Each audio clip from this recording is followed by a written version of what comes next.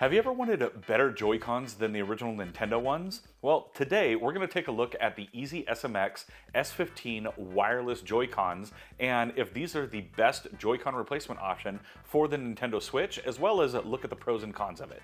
Hey, what's up everyone? Game Dad here, and if you're like me, you really don't care for the original Nintendo Switch Joy-Cons. They're small, they cramp up your hands because of their size, and they're just not very ergonomic overall. But I will say, these ones right here from the folks over at Easy SMX, these are quite comfy in the hand, especially for somebody with larger hands like myself. They fit really nice. They have a really nice texture, they're very ergonomic, and they even have some cool RGB lighting.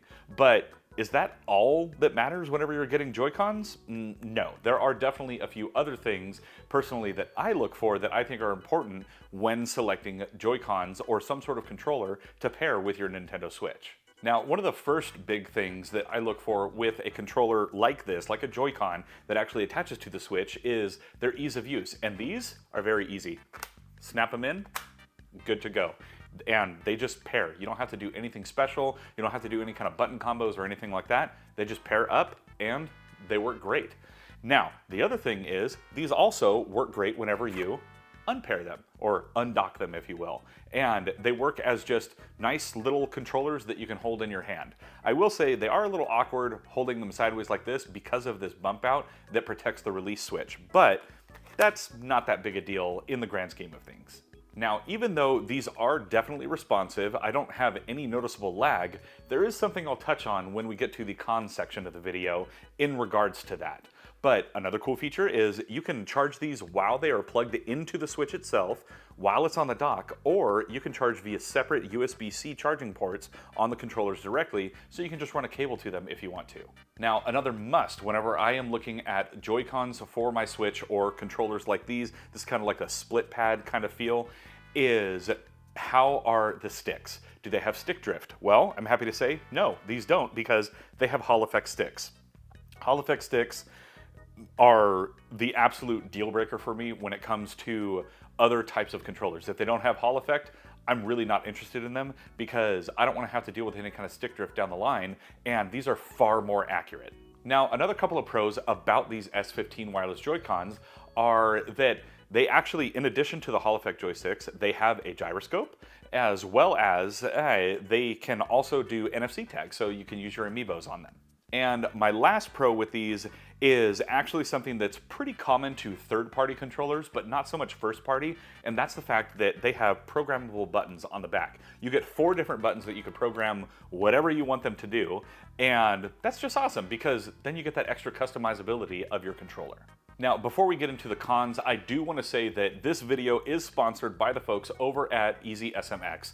Not in a financial sense, but they did send me a set of these controllers. That way I could check them out and share my thoughts with all of you. But they are in no way in charge of the content of this video. I am giving it to you straight as I see fit, and they don't get to change anything about it.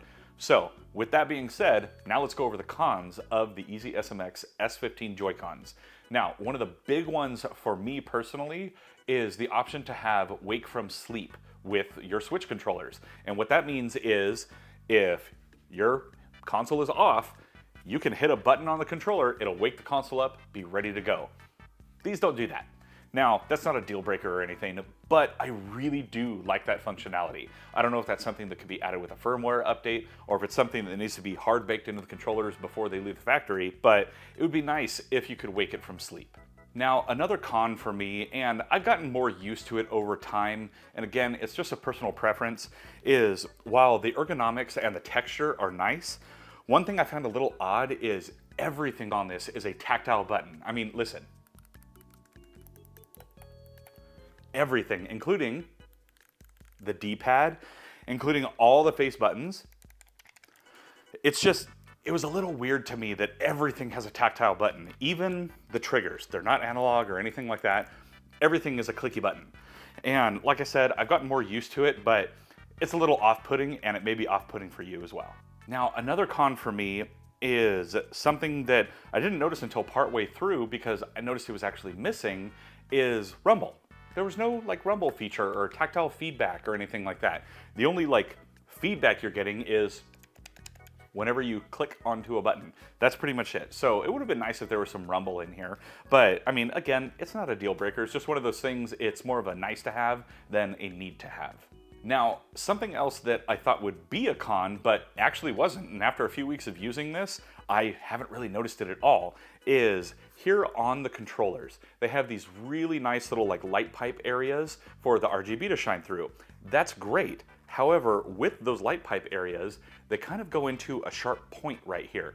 It is not rounded at all. It is definitely a sharp point. If you poke it, you can feel it, but I thought where it would be something that is constantly pushing into my hands, it rests perfectly into the thumb palm pad, whatever the hell you want to call that right there, and it isn't an issue at all. I thought that that would be a pain point because it would be something annoying always hitting your hands.